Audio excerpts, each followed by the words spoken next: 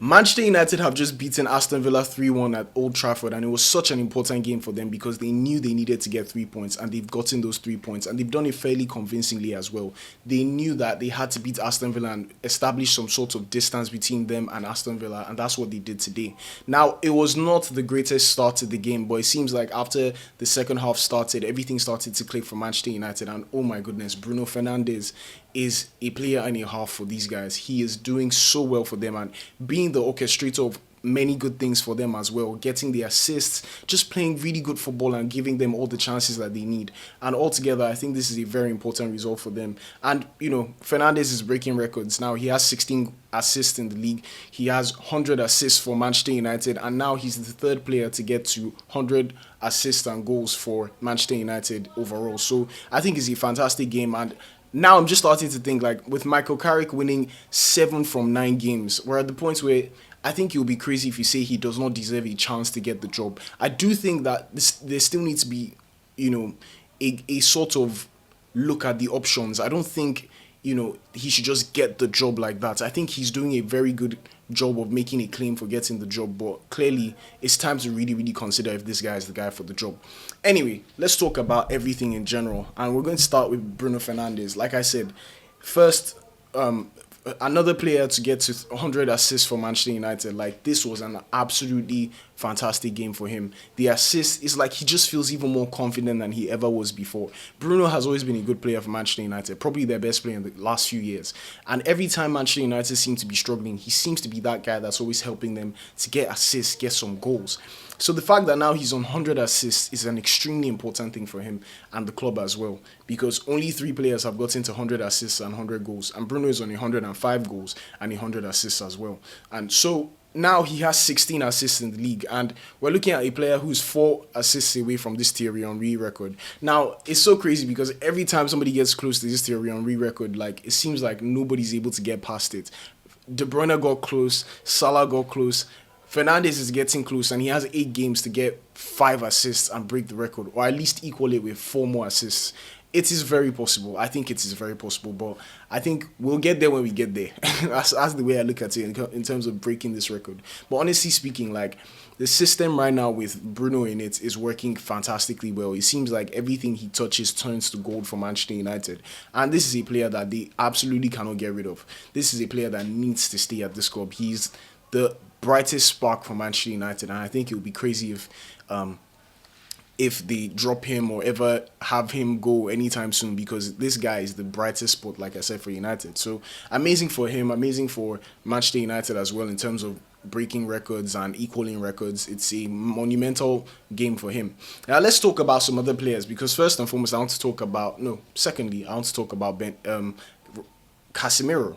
Now, Casemiro is such an interesting player because this guy has been scoring quite a number of goals, and he scored again today from a header, and that's his 7th goal this season for Manchester United, and 6 of them have been headers. And like I said, Bruno is always at the thick of it, getting so many assists for him, and he got 1 assist again for Casemiro in this game. So, I mean, if you're a United fan, you must be happy to see any corner or free kick coming in, and you know that Casemiro is in the box. Now, it's a bit unfortunate because this is the kind of talent that you have in terms of getting goals from set pieces. And fortunately or unfortunately, he's leaving the club at the end of the season. Now, I don't think his midfield displays have been as great as they were at Real Madrid. He's getting older. It's normal for his football to decline a bit. But when it comes to set pieces, like, he's always there. So that's something that you're going to miss from him at the end of the season when he leaves. So Manchester United fans will probably be unhappy about that in terms of set piece outputs. Then, I mean, you still have players who are there for set pieces. But altogether, like, I think Casemiro offers something that's extremely great when it comes to set pieces and headers in general. But I do think he's such an interesting player because sometimes you watch him and it's like, okay, you're doing well when it comes to set pieces, but the fouls he commits, like, there were 2 fouls in a row literally after the goal, and it's like, brother, what are we doing here? And the good thing is that they didn't cost Man United too much, but I think to myself, like, the way this guy makes some silly fouls, and he's going to have 1 or 2 silly mistakes here and there. So I don't think it's necessarily a terrible thing for him to leave. I think in terms of the goals, it's not the best for Manchester United fans because they'll probably like him to continue scoring goals for them when they're going for corner kicks or good free kick opportunities. But in terms of the actual midfield display, I think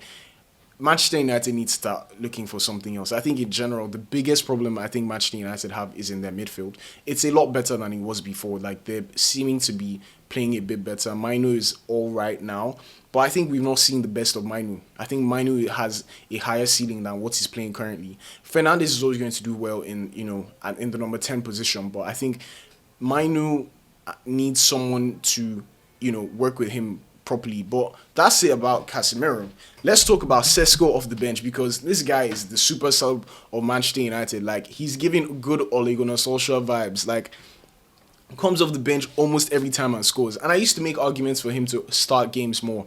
Like, the issue I have is United, I see them crossing a lot of, balls towards the middle, and there's nobody to attack them. In the first half, we saw this a number of times, and the closest opportunity they got was from Ahmad's header. Now, I do think that Manchester United, the way they play and the crosses that they're always giving, it will be fantastic to have Šeško there in the box all the time.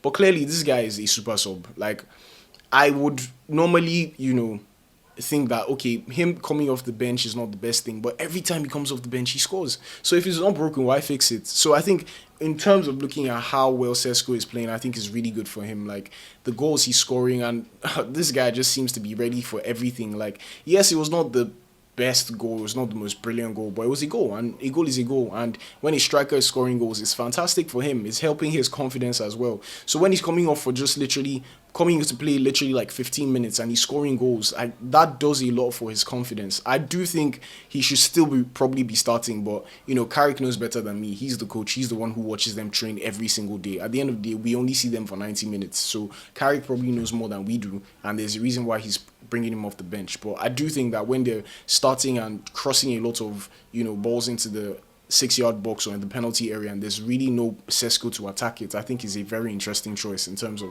their style of play.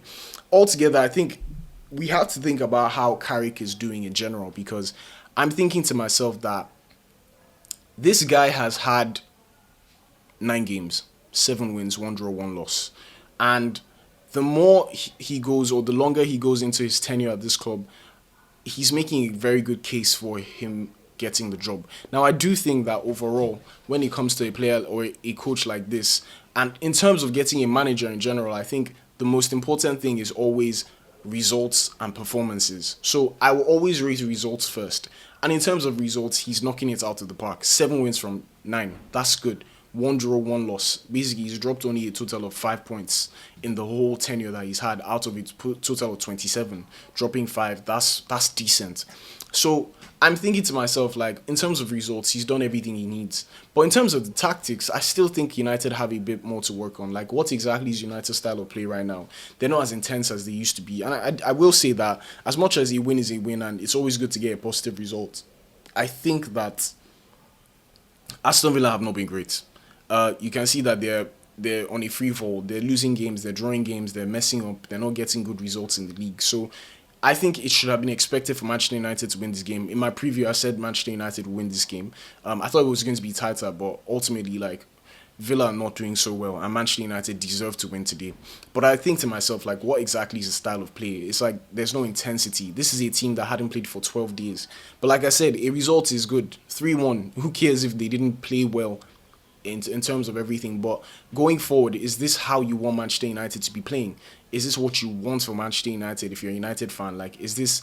Yes, the results are good, but is this the best style of football? Is this the best way going forward? Is this sustainable? That's where the question is. So ultimately, I think at this point, Carrick is definitely somebody that you can start to rely on a bit more.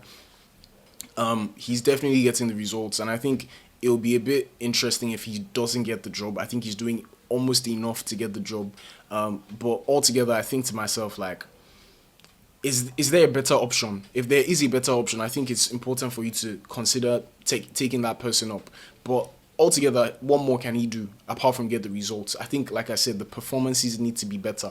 But if you're getting the results, that's the most important thing. And somehow he's taking them from not even thinking about Europe to literally being above Aston Villa, who were challenging for the title at some point.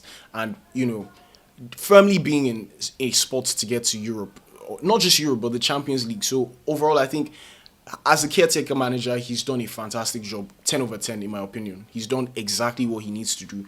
But is he the guy going forward? I would love to get your opinions in the comments. Please let me know what you think. Like, is Carrick the guy?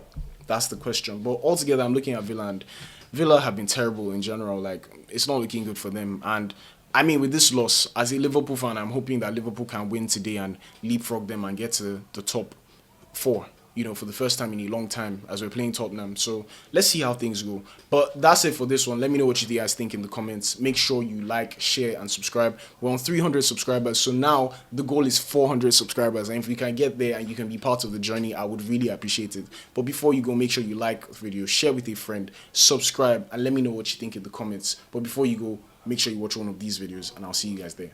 Cheers.